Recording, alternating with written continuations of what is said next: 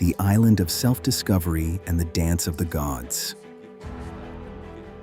Previously, Alexander summoned his crew to the central square of Amesbury, where Edith introduced Nevim and Hale, an elder guardian of the great legend's knowledge, and his young apprentice, two beings who had spent decades in silence awaiting precisely those faces.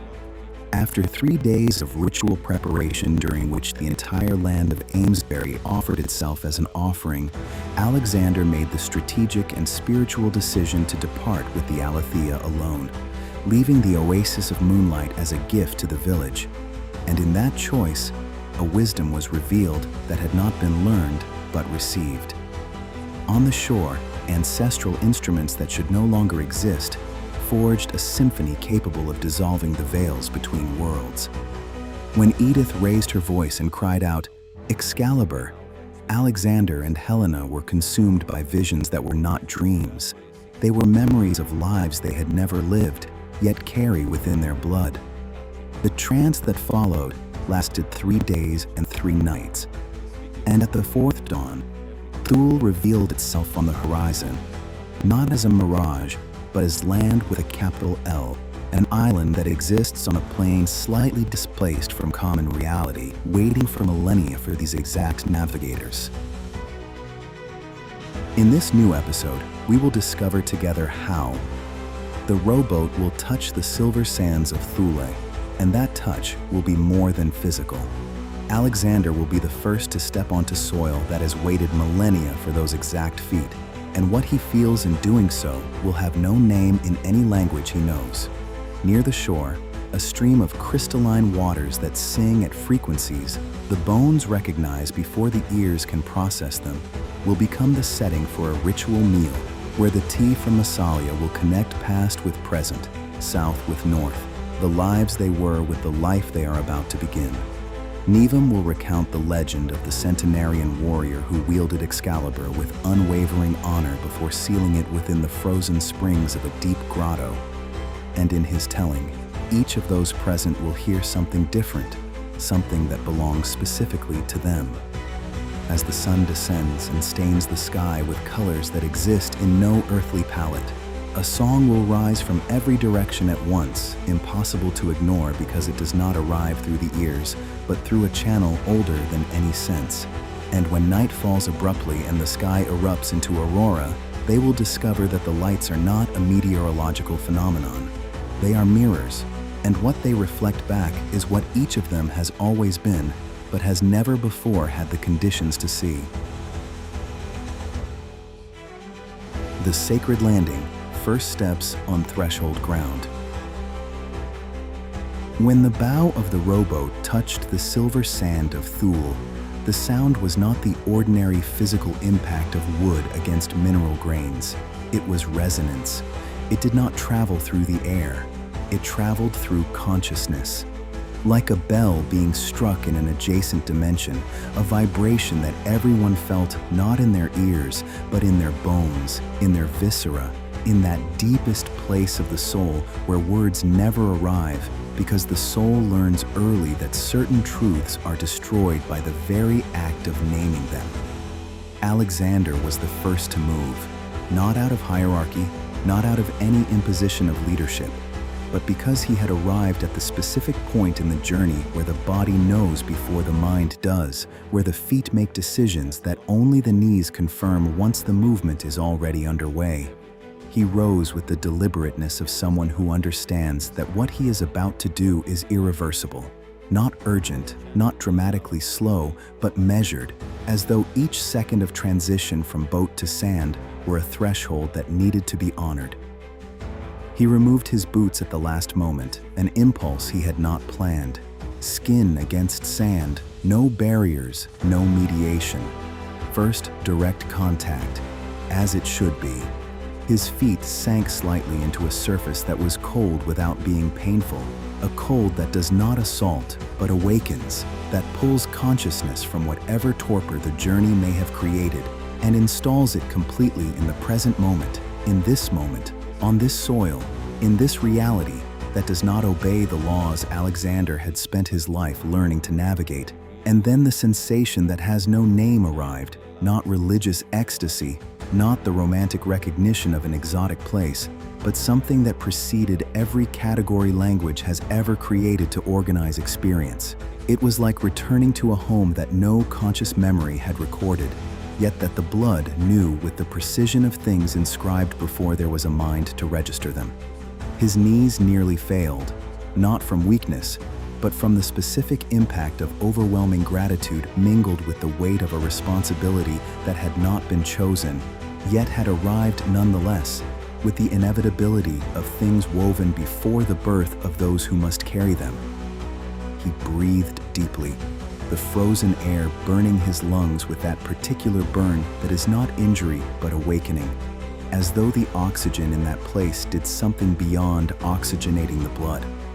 He turned back toward the boat and extended his hand, not as a captain, but as someone who had understood the instant his feet touched that sand, that no boundary worth crossing could be crossed alone. And to you who accompany this passage, who enter with us this territory where legend and blood become one and the same, where self-discovery is not metaphor but proof with real consequences, I leave a simple yet essential request. Like this video, subscribe to the channel and leave your comment sharing what you feel. Every gesture of yours is a flame added to others, strengthening the invisible current that unites hearts across time, across mountains, and across the mysteries that await revelation. In doing so, you do not merely support this work, you become part of this sacred search. The story continues, but it is your presence that keeps the fire alive and the veil thin enough for truth to pass through it. Helena was the first to accept the outstretched hand, her fingers interlacing with Alexander's with the particular strength of people who have arrived at the point where the word support is no longer adequate. What existed between them was more precise than that. It was the certainty that the weight about to be carried had been divided before it was ever lifted, that the boundary between what is mine and what is yours had grown porous enough that suffering did not double, but strength multiplied. When Helena's feet touched the sand, she experienced something related but distinct. Where Alexander had felt rootedness, foundation, the earth offering him its anchor, Helena felt transparency, as though the veils that normally obscured her perception had become translucent, and what she saw through them was not simpler than what she had seen before, but truer. They looked at each other for an instant that extended beyond any measurable duration. Neither spoke, because the words available were inadequate instruments for what needed to be communicated. Makeda accepted Helena's hand with that grace that is not learned but innate, the dignity of one who has discovered, across a journey long enough to matter, that nobility does not emanate from titles, but from the way a person tends the weight they were given to carry. A princess of sun-scorched lands stepping onto a ground of perpetual ice. What should have been discomfort revealed itself as complementarity. Yang meeting yin, fire recognizing that without ice to temper it, it becomes destruction rather than transformation. Amina followed immediately with that closeness that was never dependence, but witness, the specific capacity to ensure that truth was preserved, that what was happening there would be remembered with precision, that wisdom earned through ordeal would not be lost when individual memory failed.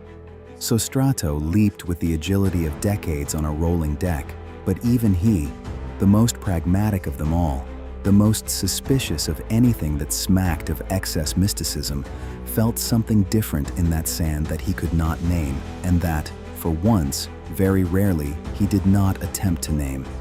Nevim was the last to disembark, not out of hesitation, out of the recognition that there are positions in a ritual that belong to the elders, and that rushing to abandon them would betray not personal comfort, but function. Sostrato offered his arm with a gentleness entirely free of condescension, and Nevim accepted it with a gratitude entirely free of false pride, because he had learned decades ago that refusing help when it is needed is not strength, but vanity in disguise. When the elder's feet touched the sand, something passed across his face that was not surprise. It was confirmation, the validation that 8 decades of devoted study applied to a single subject with an intensity that bordered on obsession, yet was truly vocation, had not been merely books and oral transmissions, but approximate descriptions of a reality that direct experience revealed immediately and completely. Hale disembarked last, distributing saddlebags with that quiet efficiency of those who understood long ago that the most important spiritual journeys still require food and leather and firewood. That transcendence requires a foundation of met necessities, because one cannot meditate on cosmic mysteries when the stomach growls with hunger or the body trembles with the cold that place had decided would be real, regardless of what was unfolding on the other planes. It was then that Alexander noticed the sledge, resting on the sand with that unsettling naturalness of things that seemed to have always been there, that he had no memory of having brought in the boat, that there had certainly been no room to carry alongside 7 passengers and provisions for a journey of indeterminate length. He looked at Hale questioningly. The young man shook his head. He did not know either. Neville, who observed with the specific calm of one who no longer finds himself surprised by the impossibilities of that place, because impossibilities were precisely what he had studied his entire life, smiled. "Thule provides," he said simply, as though that explained it, and in a way it did, because they were in a place where true needs were met before they were spoken aloud, where intention aligned with greater purpose created conditions for solutions to emerge not through forced effort, but through the permission granted to larger forces to conspire in favor of those who arrived with enough honesty to deserve the conspiracy. Bearing provisions for a journey whose end they could not foresee, but whose purpose they felt pulsing in their blood with every heartbeat, the group turned away from the sea that had brought them, toward the interior of the island that would transform them. First steps on ground that was at once the tomb of a sleeping sword and the womb of rebirth for those courageous enough to die to who they were and awaken as who they were meant to become. The whispering stream and the sacrament of the earth. The stream should not have existed in that place, and yet it was the most real thing any of them had ever seen. Near the shore, between rocks that were not ordinary stone but ice crystal, a substance that appeared simultaneously solid and translucent, containing a depth that suggested not meters but kilometers of impossible transparency. Water moved with a sound that was not merely the physical gurgling of liquid over rocks. It was a complex melody operating on multiple frequencies, some audible to the ears, others perceptible only through the bones that vibrated in resonance, and still others that touched the soul directly without any physical intermediary. As though the land of Thule were communicating not through words the conscious mind could translate, but through a more ancient language, one that preceded alphabets and grammars, a tongue that all beings born of Earth understand instinctively even when centuries of civilization have taught them to forget how to listen. Alexander approached slowly, with that reverence that is not religious performance, but a genuine response to the encounter with something that exceeds one's own scale. Each step not as movement across a surface, but as progressive penetration into a field of energy that intensified with proximity, a presence that made the air denser, not physically, but qualitatively.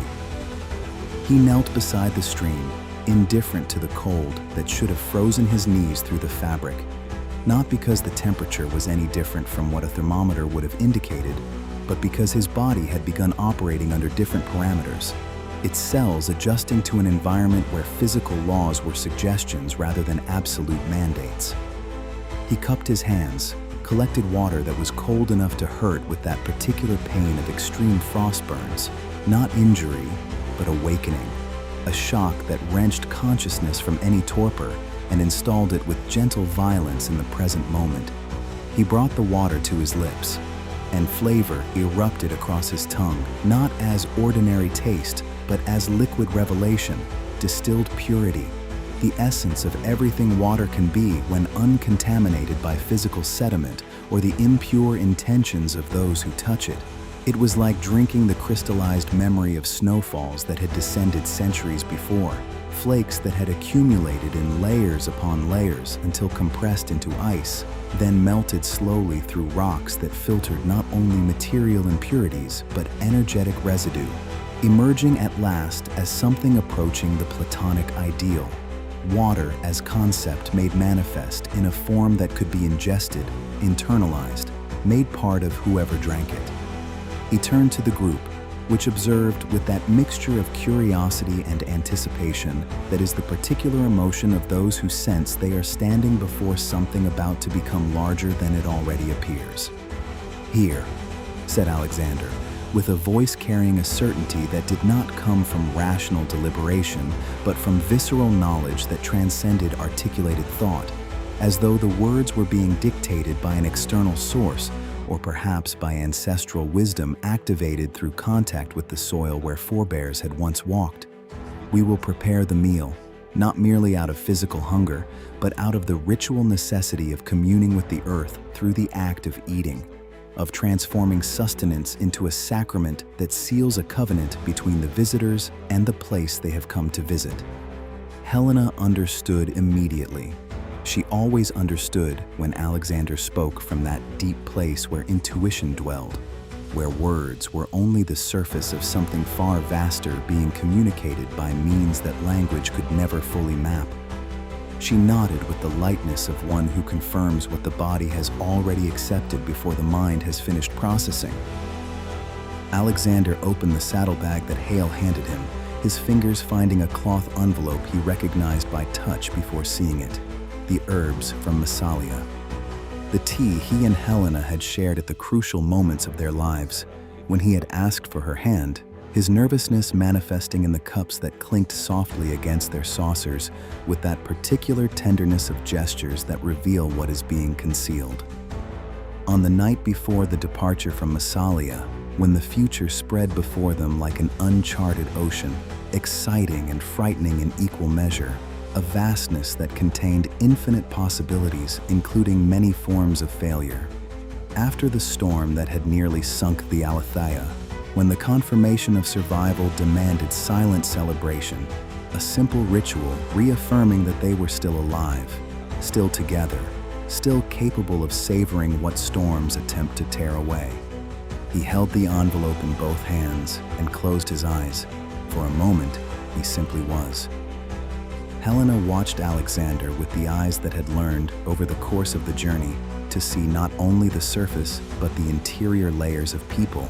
And what she saw in him at that instant was the coexistence of multiple versions of himself, the man he had been, the man he was, the man he would become, all present simultaneously in that sacred soil that somehow rendered time porous. She approached in silence and placed her hand over his where he held the herbs, a touch that said without words, "You are not alone in this. We carry together not only the provisions, but the weight of destiny, and shared weight is weight that strengthens rather than breaks." Alexander opened his eyes and found hers. And for a fraction of a second that lasted far longer than any fraction of a second could last according to any available clock, the universe contracted until it contained nothing but that gaze, that touch, that mutual recognition in which two souls remembered that they were fragments of a greater unity temporarily individualized to experience duality, and that the subsequent reunion would be more meaningful than a fusion that had never known separation. The universe then expanded back to its normal dimensions, and both of them knew, without needing to discuss it, that the marriage celebrated in Massalia had been a prologue, that the true union was taking place here on this soil, witnessed not by human authorities, but by the land itself, which gave its approval through a silence that was more eloquent assent than any spoken vow could ever be. So Strato, observing the exchange with that particular capacity of those who have developed, across decades, the ability to recognize the sacred even when it manifests in forms that reason would ordinarily dismiss, felt himself simultaneously an inadvertent intruder into a private moment and a privileged participant in a greater mystery. A conflict he resolved, as he always resolved it when emotions grew too intense for his comfort, by focusing on the practical aspects that had always offered him refuge. "We'll need firewood," he said, breaking the silence not abruptly but gently, offering a transition from contemplation to action with the care of one who has learned that sacred time and practical time are not opposites, but partners. Hale nodded, already moving to unload the dry wood. Pieces selected according to the criteria Nevum had specified, types of trees felled during specific lunar phases, treated with oils that Edith had prepared from recipes preserved across generations. It was not ordinary firewood meant to produce heat and cook a meal. It was sacred fuel that would burn not only physically, but spiritually. Flames that would warm not merely the body, but the soul. A fire that would be not simply a tool, but a participant in a ritual that was beginning to take shape through the coordinated actions of a group operating increasingly as a single organism rather than a collection of separate individuals. The ritual of fire and the story woven in blood. There was something about lighting a fire in Thule that Alexander understood before he could explain it. Permission needed to be asked. Not from any human authority, for none existed there, but from whatever inhabited that island, a consciousness or gathering of consciousnesses that permeated the soil, the air, the water, the stones, the silence between the winds. In a gesture of reverence, born not of fear, but of deep respect for forces beyond any human understanding, Alexander bowed before the stream that continued its singing, a posture that reduced his physical height and symbolized spiritual humility, not as performance, but as genuine recognition. They had arrived not as conquerors staking a claim, but as supplicants requesting a favor that could be granted or denied according to criteria beyond their control and which, in discovering that, left them feeling paradoxically freer than when they had believed themselves in control. Helena mirrored the posture instinctively, not because Alexander had commanded it, but because the action resonated as correct at a level that preceded conscious deliberation, her body responding to an imperative deeper than anything rational thought could articulate. The others followed, Makeda and Amina, with the grace of those who grew up knowing that certain powers deserve reverence. Sostrato hesitating a moment before yielding to an impulse he would ordinarily have dismissed as excessive superstition, yet which in that place and moment felt like prudence rather than weakness. Nevum and Hale moving in unison as though they had rehearsed that gesture together for decades. The silence that followed was not the uncomfortable vacuum that social groups hasten to fill with trivial conversation. It was fullness, a silence in which every breath was a prayer, every heartbeat an offering, every moment of stillness a form of listening deeper than any physical ear can reach. Alexander did not recite a prayer from formal liturgy. He emanated direct communication from his heart to whatever was present, though invisible, asking permission to light the fire, to prepare a meal, to exist temporarily in that sacred space without profaning it through ignorance or disrespect. And he felt, not as an audible voice, not as a dramatic sign of light-piercing clouds, he felt as though a door that had been closed simply ceased to be closed.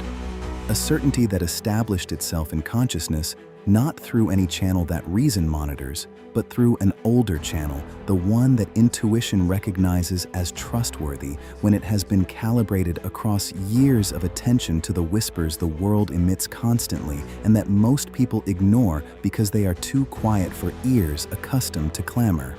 He rose slowly, reached into the saddlebag where he kept basic tools, and withdrew 2 flint stones, a mineral that humans had used to create fire since before civilization, before metallurgy, before even agriculture, a technology so ancient it connected the present to a remoter past when ancestors first mastered the element that would definitively separate them from other animals, transforming them from creatures that feared the darkness into beings who could convert night into day through will and skill. He held the stones with the reverence that utilitarian objects rarely receive, recognizing that they were more than tools, that they were symbols of an unbroken chain connecting him to countless generations that had come before, each one using the same basic technique to summon flame from apparent nothingness, friction releasing potential energy stored in the crystalline structure of a mineral across millions of years of geological compression. He struck one against the other with a motion he had practiced since youth, but which he now executed with amplified intention, every gesture laden with meaning that transcended the physical mechanics.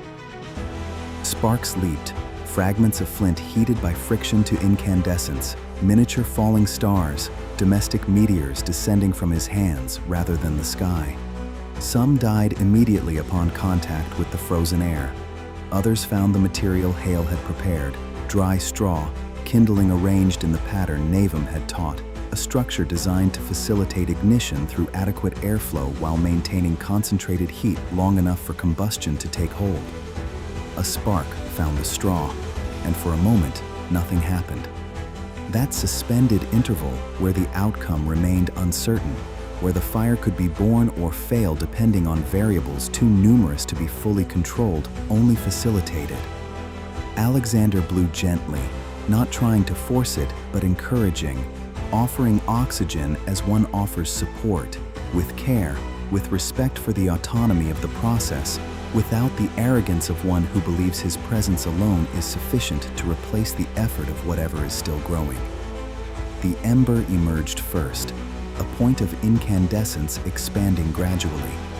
Smoke appeared before the flame, thin, aromatic, carrying the scent of burning straw mingled with the oils Edith had applied, a fragrance that was natural incense rising as an offering before the fire itself had even been born. Then the flame emerged, a small tongue of orange light, tentative at first, but growing in confidence as it confirmed the environment would sustain it, swelling from a wavering candle point into a genuine fire with that particular gradualness of things that need time to become fully what they are. When the fire had established itself firmly, Alexander felt the release of a tension he had not known he was carrying, not because he had doubted the technical skill of lighting a fire, but because the birth of that flame in that context was the confirmation of something far greater, that they had been accepted, that Thule had not turned them away as it had turned away so many unworthy seekers across the centuries. The fire that burned was more than physical heat. It was approval made manifest in light, permission granted for them to continue their journey, a silent blessing that took the form of flames dancing in patterns that seemed almost intentional, as though the fire possessed its own will and chose to burn in specific ways rather than simply obeying blind thermodynamics. Around the fire that now crackled with the satisfaction of things that exist completely in what they are, the group gathered in a circle that formed without the need for instruction, positions emerging organically as each person found the place instinct indicated as correct.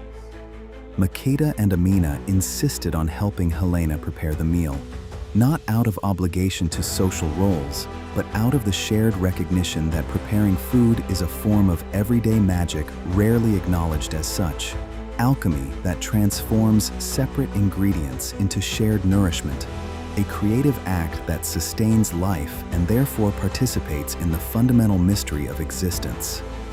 They worked in harmonious silence, each one intuitively understanding her role in a dance whose steps had never been formally taught, but which emerged naturally when hearts were aligned with a common purpose.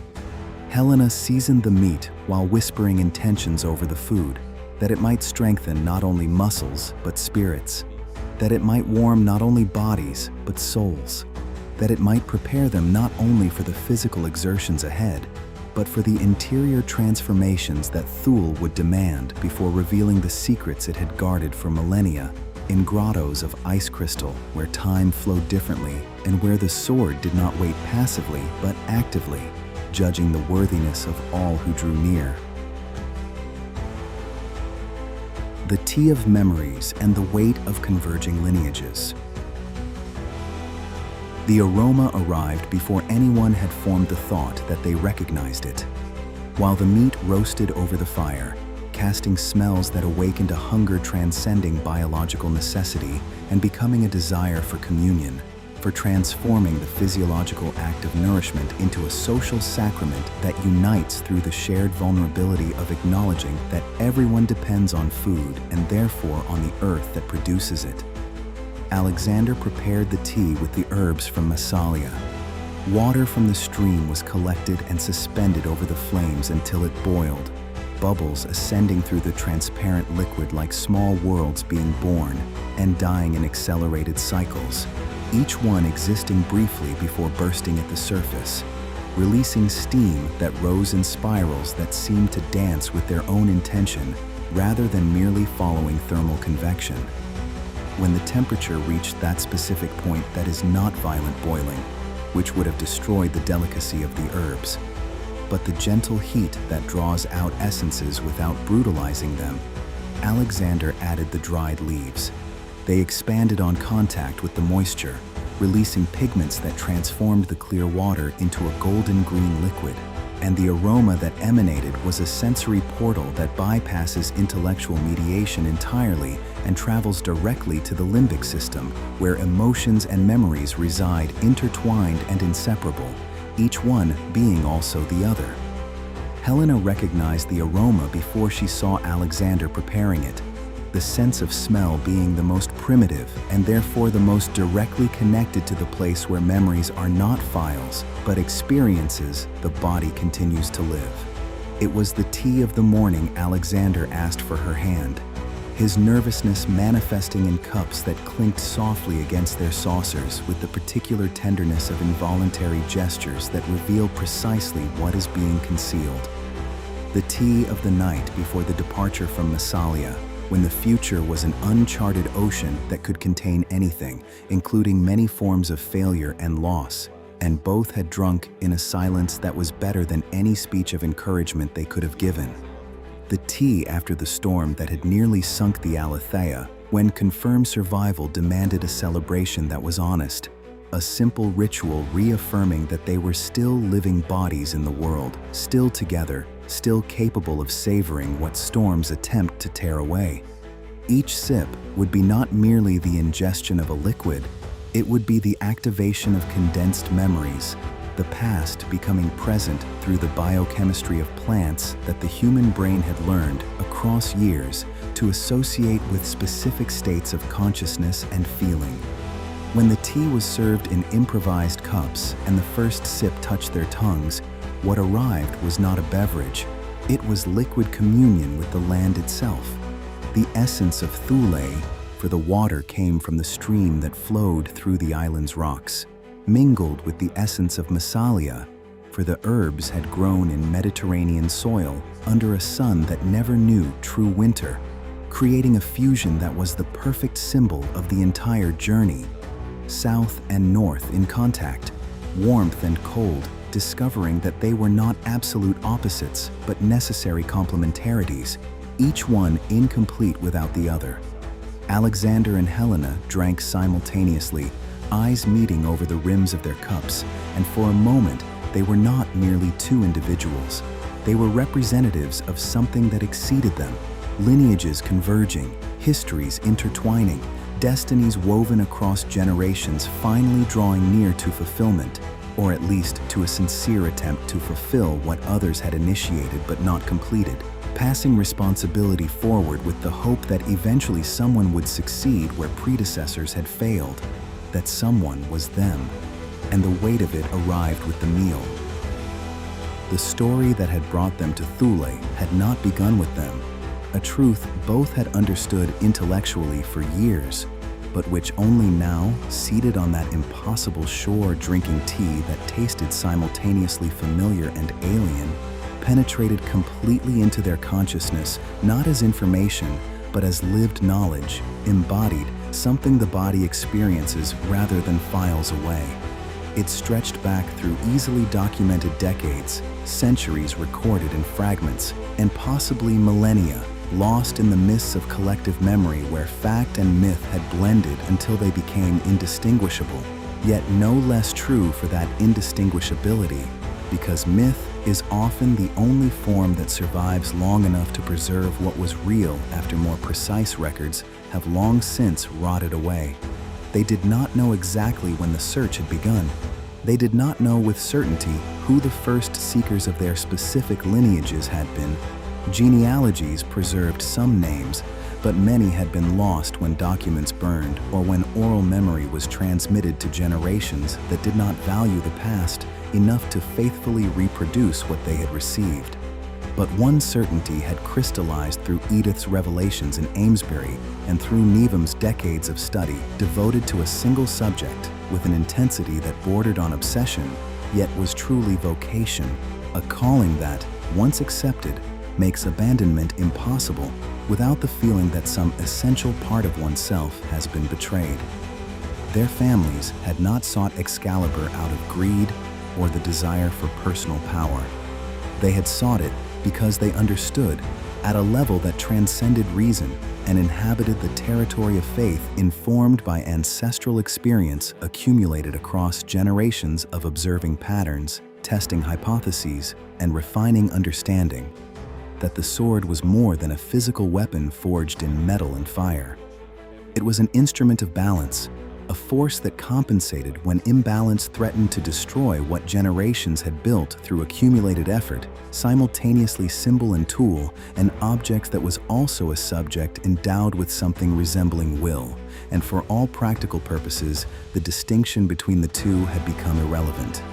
Brittany was bleeding, knowledge that had reached even isolated Amesbury through travelers bearing news from the south, a people suffering while nobles contested for power, young men conscripted into wars they did not understand, and the true bearer of Excalibur, the one chosen by the blade itself through criteria no council of sages could determine in advance, would have not merely the opportunity, but the sacred duty to bring peace.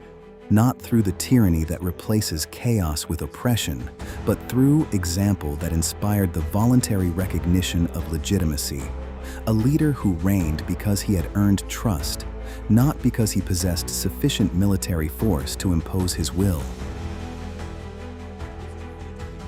The sacramental meal and the awakening of ancestral visions.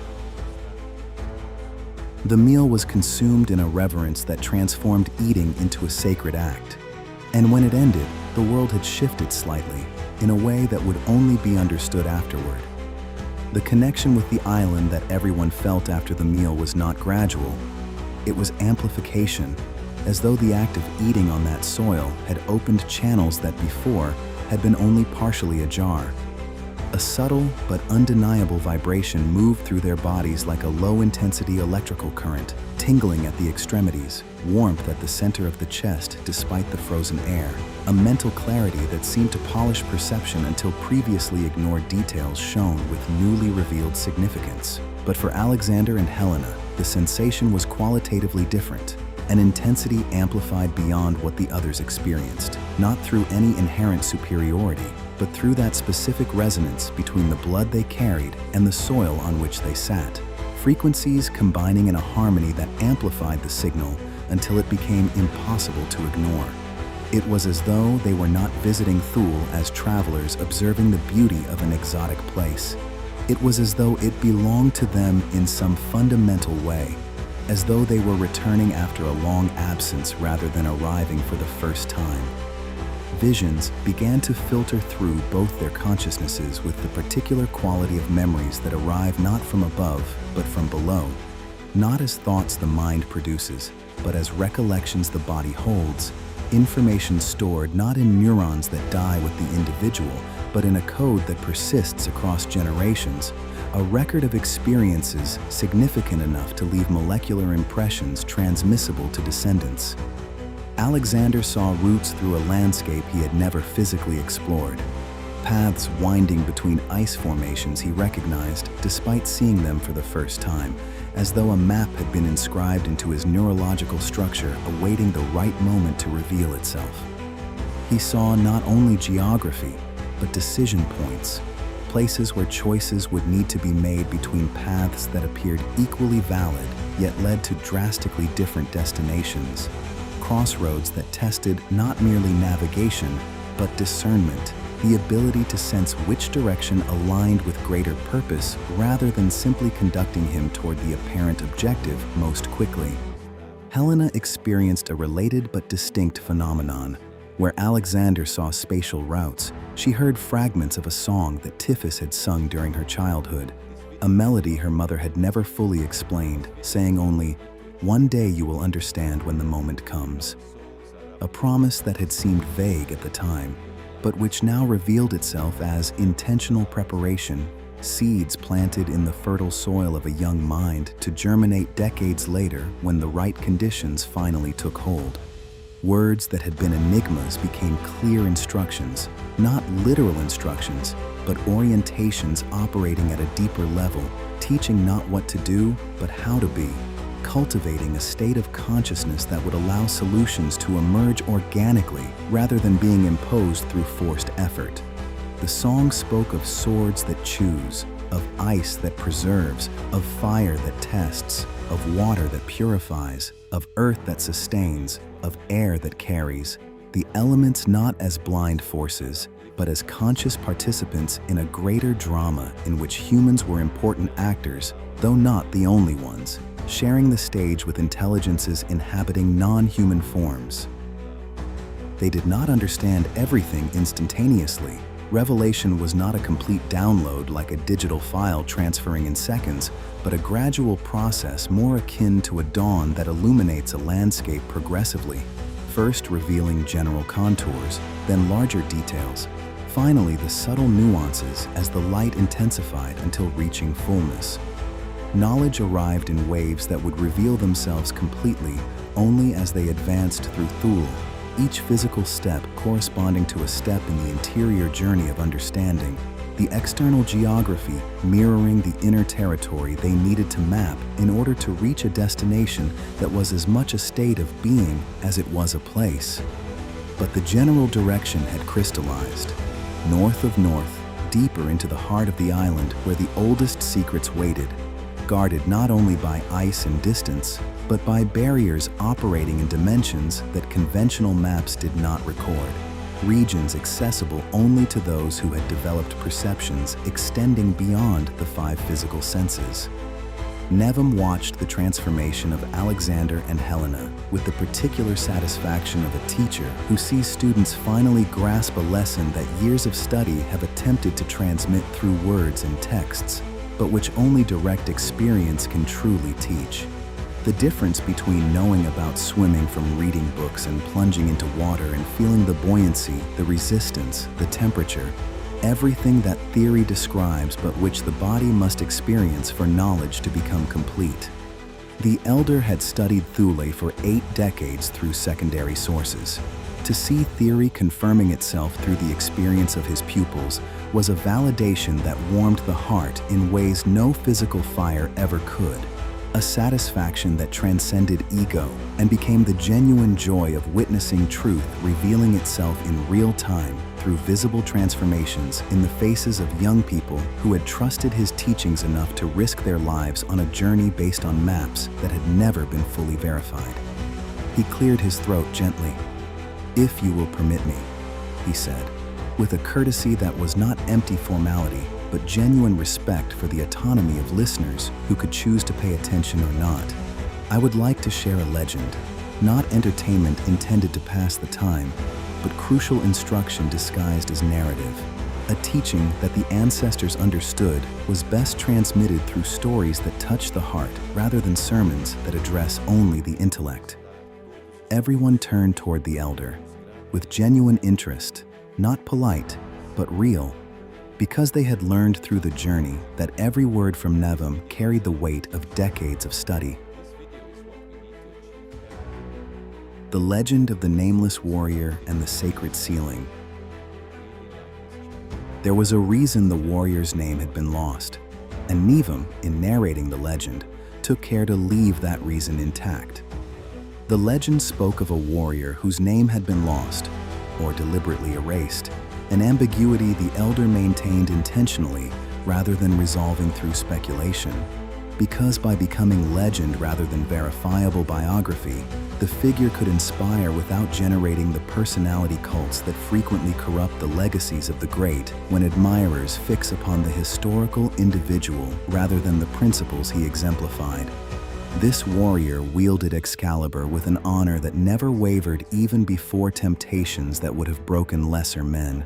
A bravery entirely free of empty bravado. A genuine courage that needed no announcement through boastfulness because it manifested naturally through consistent actions across decades that rendered any declaration redundant.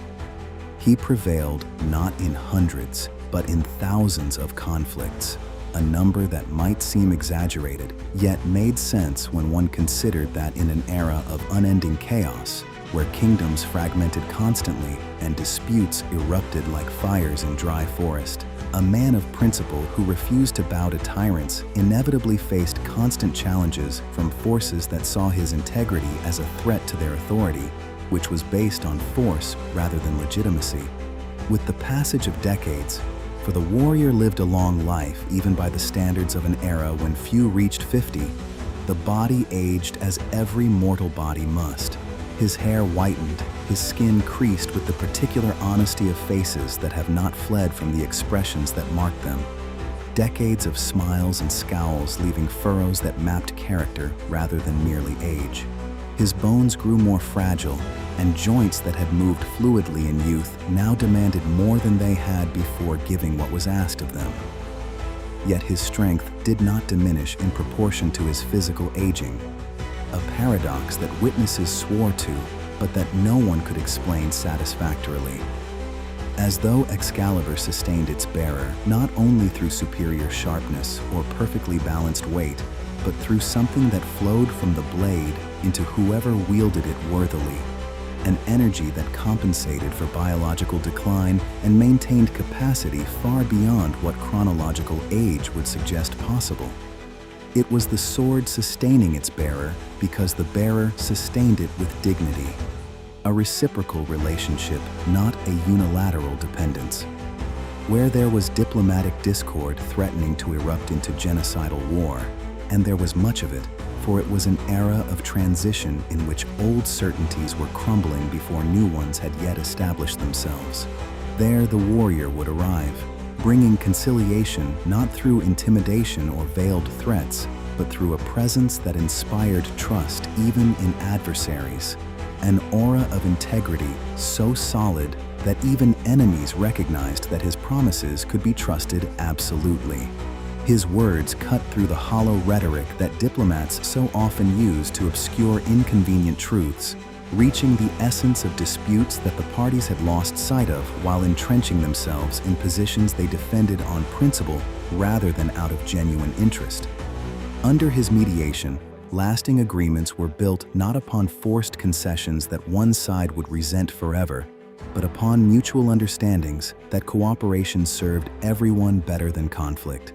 Even when conflict offered the possibility of complete victory, a possibility always uncertain, given that wars frequently produce results different from what either side projected.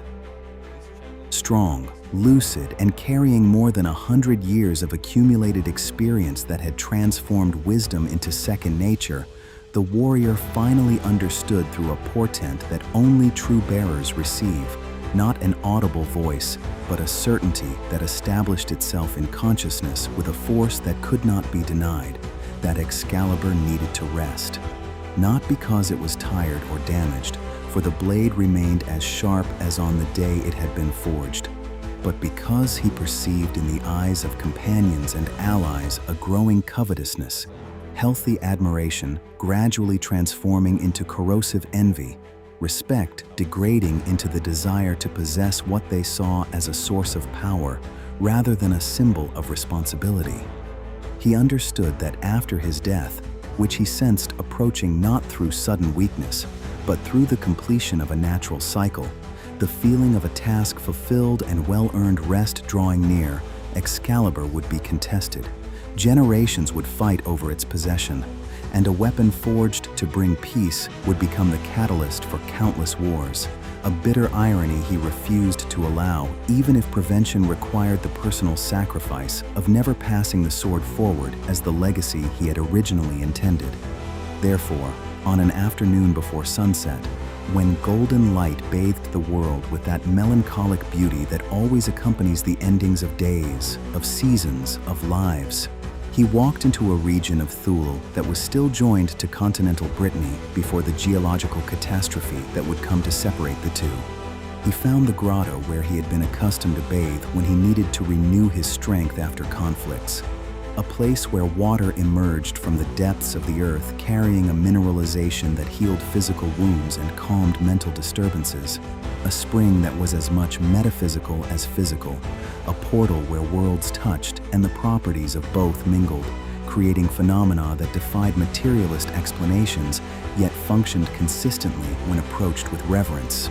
There, with the reverence that only a final farewell deserves when the separation is definitive and return impossible, he laid Excalibur to rest in the frozen springs, which immediately congealed around the blade, not through natural temperature, for the water had remained liquid minutes before, but through the magic inherent to the sword itself, sealing itself voluntarily until the right conditions aligned for it to awaken.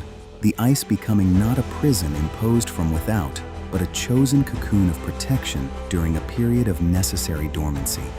The warrior then departed, and Nevum did not specify whether he died naturally shortly afterward, returning to the village where he spent his final years in well-earned peace, or whether he simply vanished, walking beyond the veils that separate physical life from something else, becoming legend entirely rather than leaving behind a body to be buried with ceremony. Not long after the sealing, an earthquake of cataclysmic proportions tore through the earth, not a common tremor that frightened but passed, but a geological convulsion that permanently redefined the landscape, separating the region where Excalibur rested from continental Brittany and creating Thule, an island that since then both existed and did not exist, reachable yet inaccessible, real yet mythical, a geographical paradox reflecting the spiritual paradox of an object that was at once weapon and consciousness, tool and judge, physical presence and eternal symbol. Nevum allowed silence to assume its place again when the legend ended, a silence deeper than after any music, because it was a silence in which the story continued to resonate within each person differently, each one having heard what they needed to hear, which was not always what the storyteller had planned to transmit. The rejected seekers and the weight of sacred privilege. Since Thule had become a distinct entity, countless seekers had come, and countless had departed, defeated yet alive, which was, in itself, the first lesson about the mercy of the place. Nevum continued the narrative in a voice that maintained gravity without becoming dramatic, delivering facts without unnecessary embellishment, trusting that truth possessed sufficient power without need of rhetorical ornament. A consistent pattern had emerged across centuries of fragmentarily documented attempts, those whose hearts carried covetousness disguised as nobility, and the disguise often fooled even its own possessor, because self-delusion is more common than conscious hypocrisy, and distinguishing between the two requires an honesty that most are unwilling to practice upon themselves, were rejected violently but not lethally. The distinction was crucial. Excalibur and the land that guarded it had no desire to create martyrs whose deaths would inspire future generations to try again, driven by vengeance rather than service. Therefore, unworthy seekers faced a freezing cold that attacked not only the body but the will to continue, a spiritual hypothermia beyond the physical, one that dissolved determination and replaced ambition with the desperate desire simply to survive and return to the safety of the home they had left, mistakenly believing that the courage to sail to the island was equivalent to the worthiness required to bear the sword. When the cold became unbearable and consciousness began to waver, the seekers would lose themselves, not in death, but in a suspended state in which biological functions reduced to the minimum necessary to preserve life. A temporary unconsciousness that protected the brain while the body awaited a rescue that always arrived from a source no one could identify with certainty.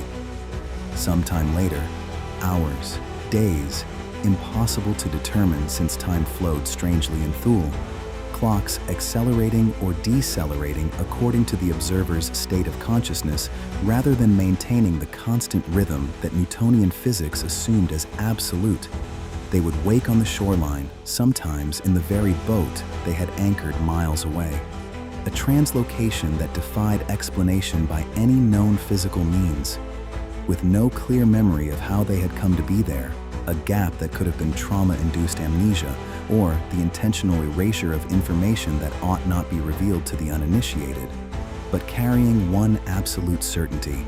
A message received and inscribed in consciousness with a clarity that written words never achieve.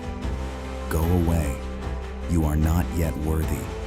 Return only if true transformation occurs. Not performative transformation designed to impress the sword, but real transformation. The kind that happens when no one is watching and when the cost is too high to be borne by vanity. No one could say with certainty who saved them from freezing entirely.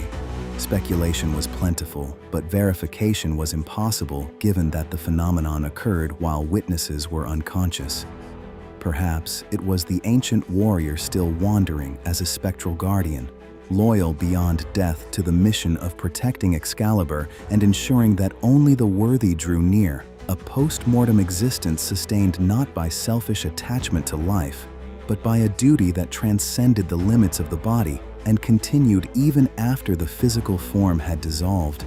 Perhaps it was Excalibur itself projecting a protective consciousness, watching over seekers as a mother watches over children who have failed, but who still deserve the opportunity to mature and try again when ready. A compassion that refused to permit death even when rejection was necessary. Perhaps it was Thule itself acting as a conscious entity, an island endowed with its own will through processes that modern science was beginning to suspect but did not fully understand. Or perhaps it was a combination of all of these, a cooperation between levels of reality that normally kept themselves separate, yet which in a liminal place like Thule interpenetrated, creating phenomena that defied simplistic categorization. With the legend complete, Nevum allowed the silence to extend like a lake after a stone has stopped creating ripples, letting the story settle in the minds of his listeners as sediment settles at the bottom of disturbed water, gradually revealing clarity as the suspended particles came to rest. Alexander finally broke the silence not with a question, but with a statement that needed to be spoken aloud in order to become fully real. Then it will test us, as it has tested all the others. Nevum nodded with the particular gravity of one who confirms something that is not theirs to judge, but which they have observed long enough to recognize. It is already testing you. The test began the moment you set foot on the beach. Every choice since then, how you came ashore, how you prepared the fire, how you shared the meal, all of it has been observed and weighed, and the tests will continue, intensifying as you penetrate deeper into a territory that evaluates not only actions, but motivations, not only courage, but wisdom, not only strength, but compassion. Helena felt a shiver move through her, not of fear, but of recognition. They were under constant scrutiny from a presence they could not see, yet which saw them completely. A forced transparency that was simultaneously terrifying and liberating, because it eliminated the possibility of pretense, demanding authenticity since dissimulation would inevitably be detected. And there was something immense in the relief of that impossibility of pretending. The invisible song and the walk toward the heart of the north. The song did not arrive through the ears. It arrived through another channel, and the difference was the difference between hearing and being called. As the sun declined toward a horizon that at such extreme latitudes became a prolonged event, not a swift transition, but a sunset that lasted for hours, the sky staining itself with colors that did not exist in any ordinary earthly palette. Reds containing traces of an impossible gold, oranges merging with greens that should never have coexisted. Everyone present felt their connection with the land intensify beyond the already elevated levels they had experienced since the landing. It was not aesthetic admiration for a beautiful landscape, nor intellectual curiosity about an exotic place.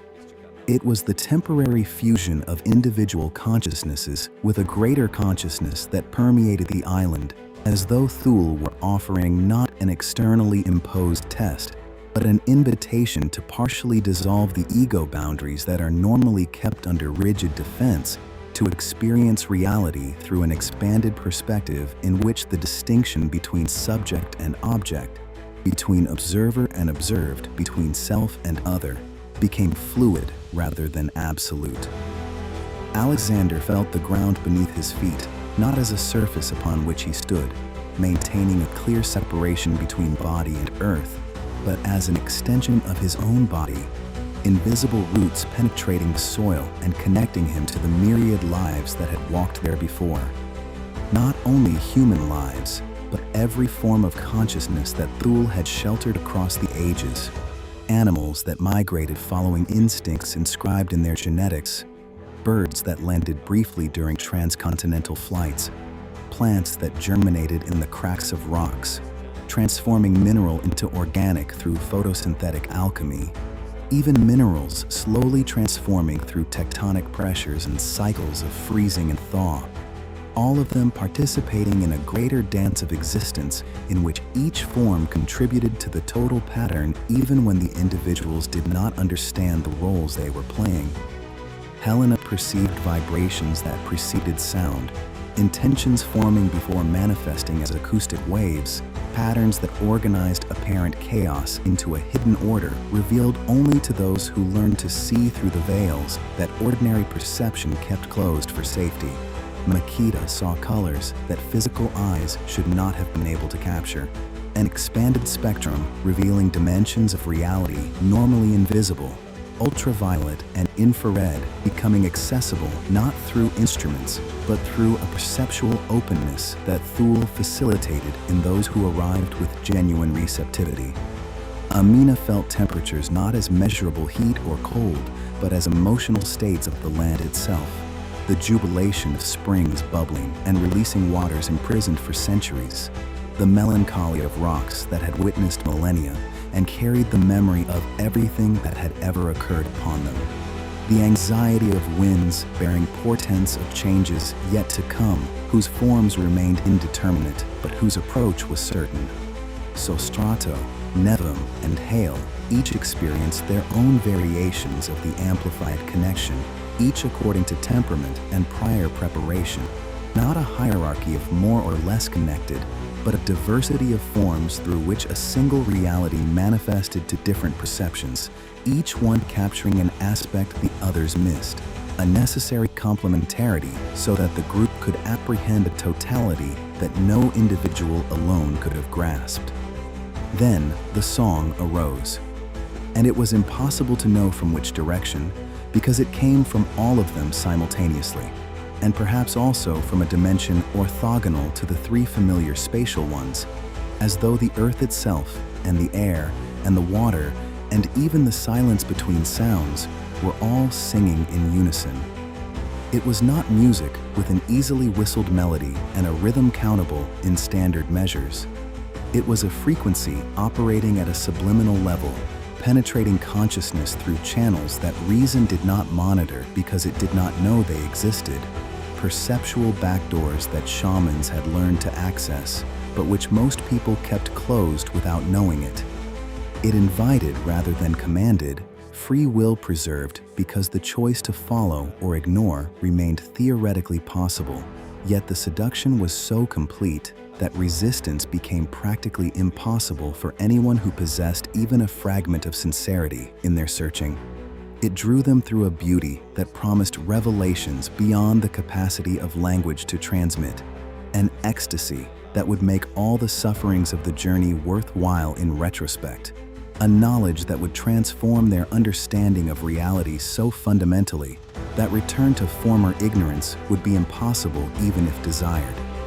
Without any formal discussion, because consensus emerged organically as a decision made by a single organism rather than a committee of individuals arguing positions, the group began to follow the song toward the north of north, a direction that Nevum's maps marked only as region of transformation without further detail, an admission of ignorance more honest than unfounded speculation, filling gaps with fantasies presented as fact.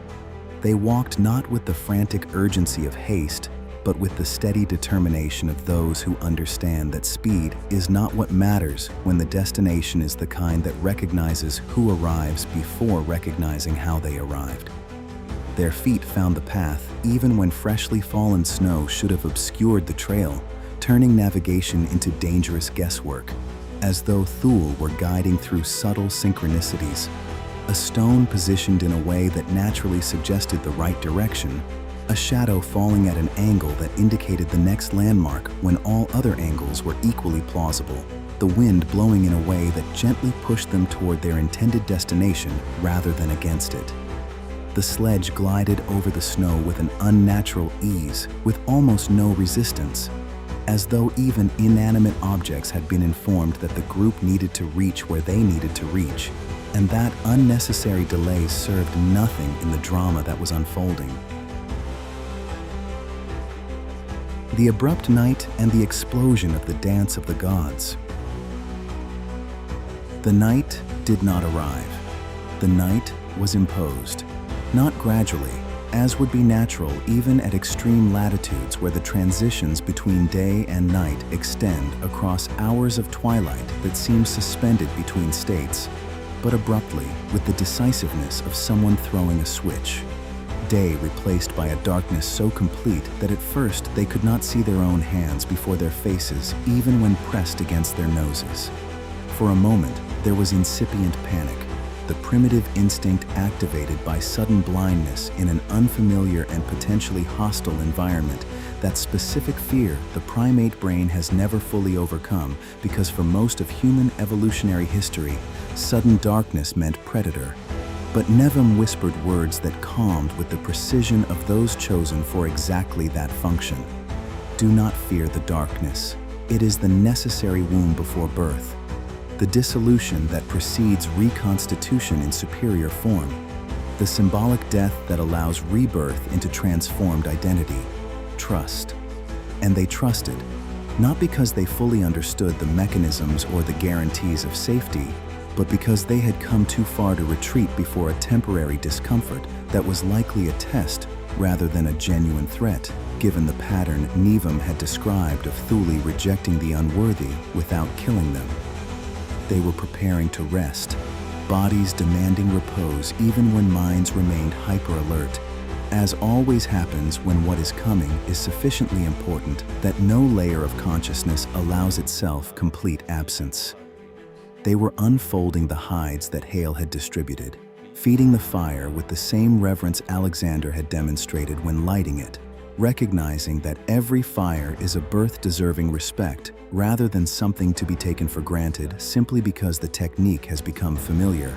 But before they could complete the preparations, the landscape froze, not metaphorically, but literally.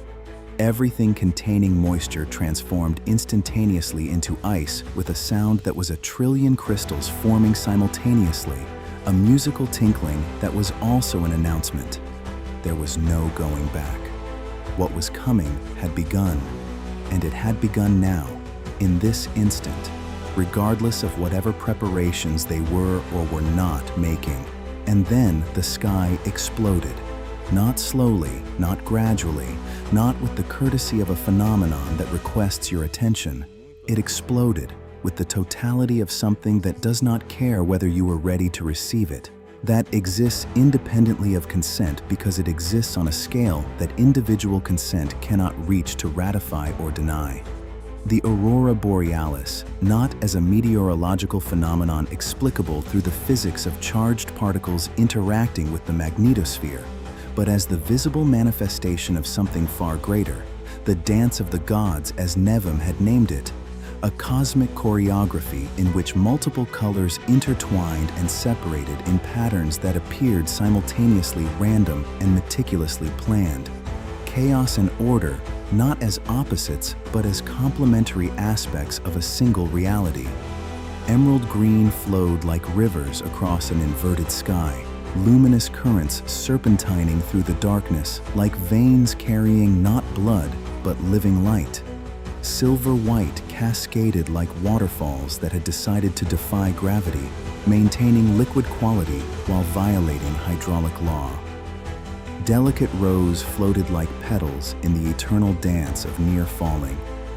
Ruby red pulsed like the heartbeat of a giant pumping not blood, but passion distilled and made visible.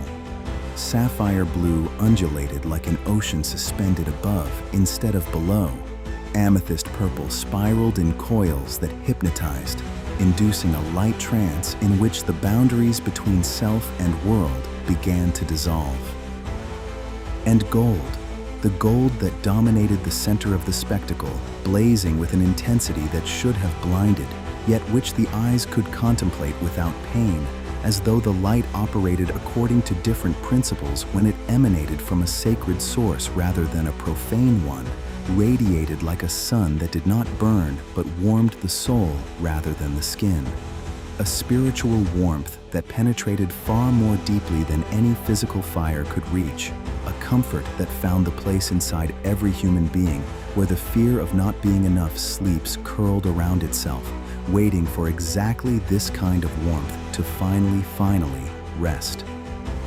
Helena and Makeda felt tears falling involuntarily, not from the grief that ordinarily provokes weeping, but from that emotion larger than common joy, an aesthetic transcendence in which pure beauty penetrates the defenses that ordinarily protect against excessive vulnerability, and touches directly the core of the being where gratitude for existing dwells in silence, awaiting those rare moments when circumstances permit full expression. Wrapped in thick furs, they all embraced instinctively, forming a circle in which there was no distinction between leader and follower, master and apprentice, man and woman, old and young, only human beings sharing an experience that transcended individuality and temporarily dissolved the illusion of fundamental separation that the ego maintains to protect psychological integrity, but which in special moments can be suspended, revealing the underlying unity that has always existed, yet which ordinary perception obscures with the persistence of the fictions we need to believe in order to function in the common world.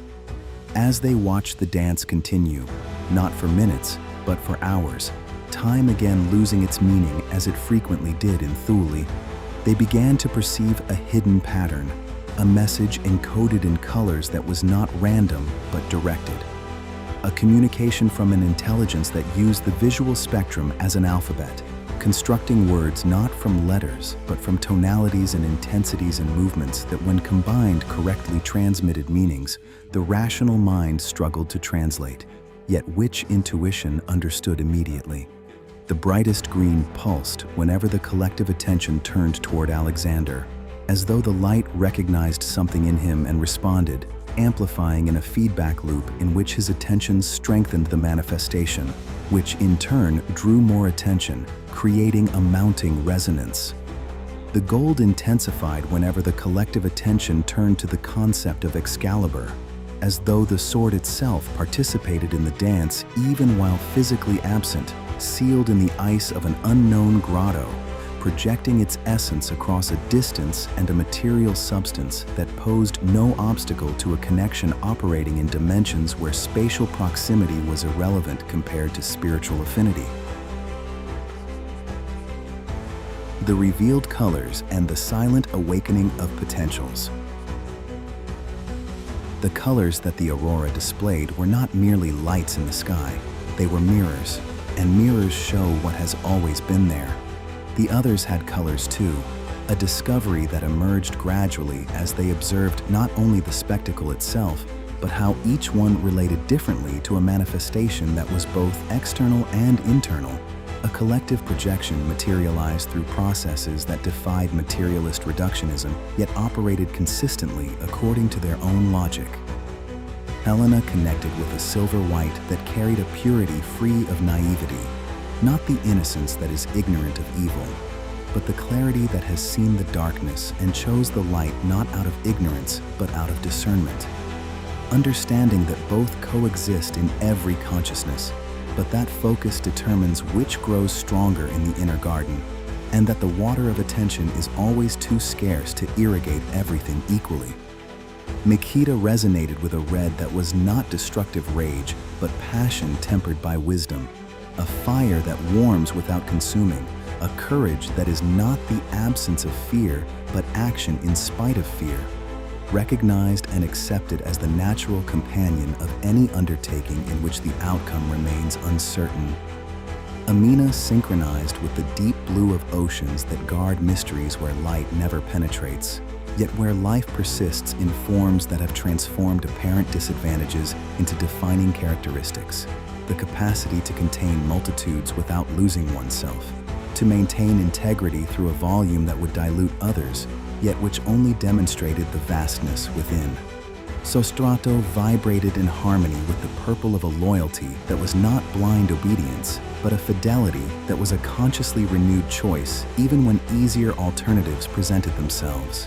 A commitment that persisted through difficulty because it was grounded in values rather than convenience. A moral anchor that held the course even when storms tried to divert toward routes less challenging, but also less aligned with greater purpose. Nevam aligned with the rose of a compassion that had survived decades of witnessing suffering without hardening into defensive cynicism. That softness which is not weakness but a different kind of strength. The ability to remain vulnerable and receptive, even knowing that openness invites wounding. Choosing to risk the pain rather than armor oneself in an emotional isolation that protects but also deprives one of the connections that give existence its meaning. Hale reflected a lighter green that differed subtly yet significantly from Alexander's, the promise of growth not yet fully realized, but budding, potential not yet fixed in final form. A youth that was strength rather than weakness because it permitted transformation that the rigidity of consolidated experience sometimes prevents. Each color represented not merely surface personality, it represented a latent ability that the blood had carried across generations, awaiting activation by the right circumstances. A potential that Thule was awakening through a spectacle that was simultaneously diagnosis and treatment, revelation and catalysis. An aurora that did not merely show what existed, but activated the transformation that would allow latency to become manifestation. Alexander understood, without words forming in conscious thought, that the green enveloping him connected to the earth not metaphorically, but literally. Rootedness as the capacity to remain steady when storms attempted to tear him away, whether through physical winds or psychological doubts. A strength that came not from the rigidity that shatters under excessive pressure, but from the flexibility that bends deeply when necessary, yet always returns to vertical after the storm has passed. The resilience of bamboo, rather than the fragility of an oak that refuses to bend and therefore cracks when the force becomes irresistible.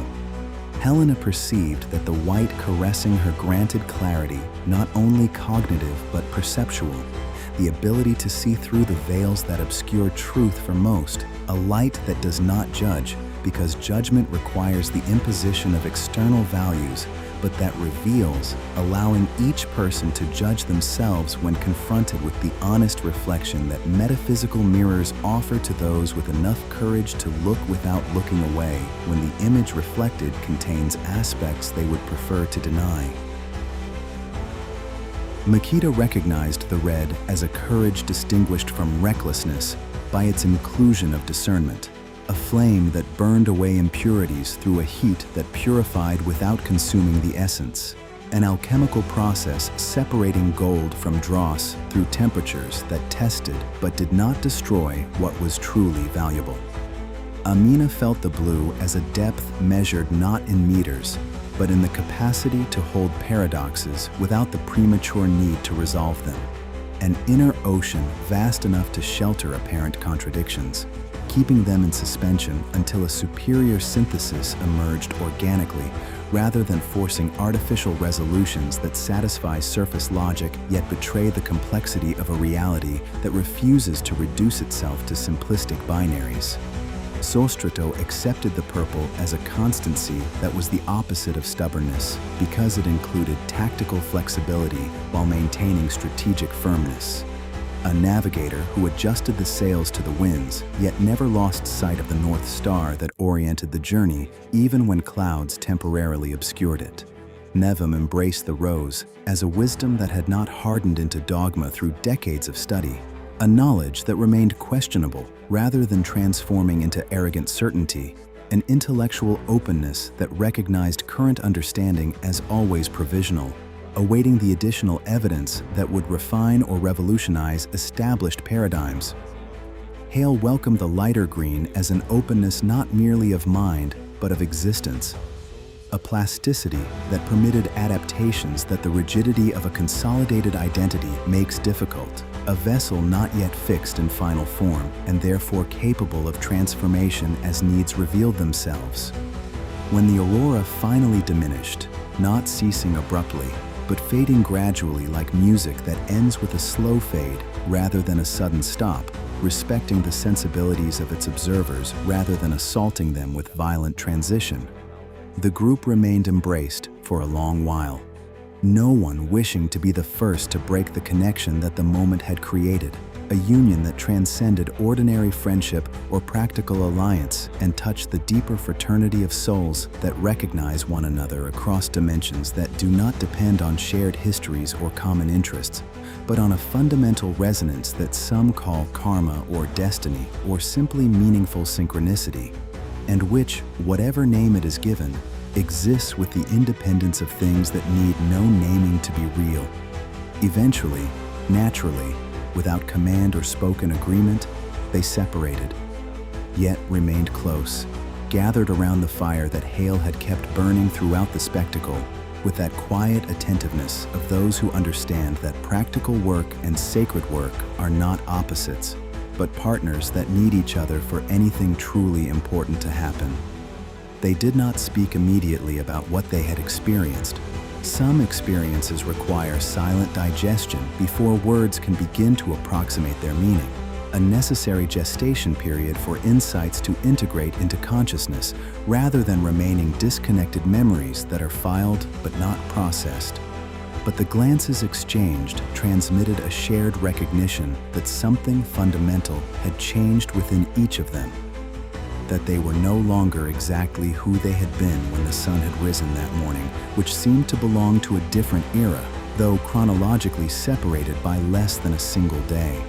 The transformation had begun, not as a single dramatic event, but as a process that would be continuous, that would intensify as they penetrated deeper into the heart of Thule, where Excalibur waited not passively, but with that particular activity of things that judge. The aurora had revealed potentials, colors, naming latent abilities awaiting conscious development. But revelation was only the beginning. Now, they must cultivate what had been shown, transforming possibility into reality through choices that would come as the journey continued deeper into the heart of the island, where the sword waited, where the definitive mirror waited, where each one would discover not what they had expected to discover, but what they needed to discover, which are frequently very different things, and where the difference between the two is precisely where true transformation begins. In the next episode, what waits in the heart of Thule is not what any of them imagined, and not because the imagination is limited, but because what is coming operates on a scale that exceeds any capacity for anticipation that prior human experience could provide. The trials that Excalibur imposes are not physical, they are those other ones, deeper and more implacable, that test what each of us truly is when no audience is watching. when power is available without requiring justification, when the only test is what our heart does with what our mind has not yet managed to process. The colors the aurora revealed are not gifts, they are responsibilities. And responsibilities are not exercised in spectacles, but in silence, in small choices made in the absence of witnesses, in moments where the easiest thing and the right thing point in opposite directions. Alexander will discover that the memory of Alexandros he carries in his blood is heavier and more specific than he imagined. Helena will discover that the song she sang in the trance was only the first verse of something far longer.